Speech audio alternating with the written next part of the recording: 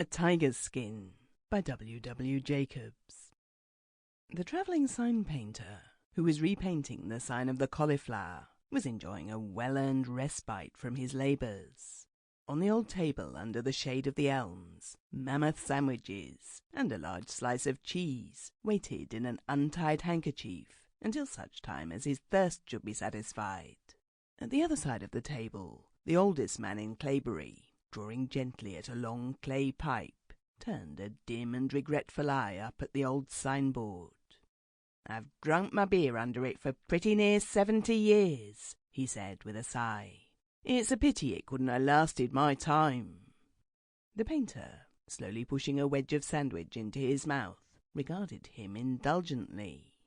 "It's all through 2 young gentlemen as was passing through here a month or 2 ago, continued the old man. "They told Smith, the landlord, they'd been looking all over the place for the Cauliflower, and when Smith showed them the sign, they said they thought it was the George the Fourth, and a very good likeness too." The painter laughed and took another look at the old sign. Then, with the nervousness of the true artist, he took a look at his own. 1 or 2 shadows. He flung his legs over the bench and took up his brushes. In 10 minutes the most fervent loyalist would have looked in vain for any resemblance, and with a sigh at the pitfalls which beset the artist, he returned to his interrupted meal and hailed the house for more beer. "There's nobody could mistake your sign for anything but a cauliflower," said the old man. "It looks good enough to eat." The painter smiled and pushed his mug across the table. He was a tender-hearted man, and once, when painting the sign of the Sir Wilfrid Lawson, knew himself what it was to lack beer. He began to discourse on art, and spoke somewhat disparagingly of the cauliflower as a subject. With a shake of his head, he spoke of the possibilities of a spotted cow or a blue lion.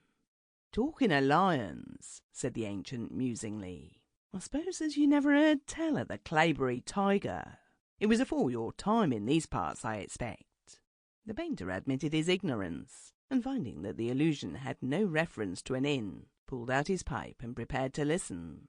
"It's a while ago now," said the old man slowly, "and the circus the tiger belonged to was going through Claybury to get to Wickham, when just as they were passing Gill's farm, a steam engine they had to draw some of the vans broke down, and they had to stop while the blacksmith mended it. That being so, they put up a big tent and had the circus here. I was one of them as went, and I must say it was worth the money, though Henry Walker was disappointed at the man who—" Sample complete. Ready to continue?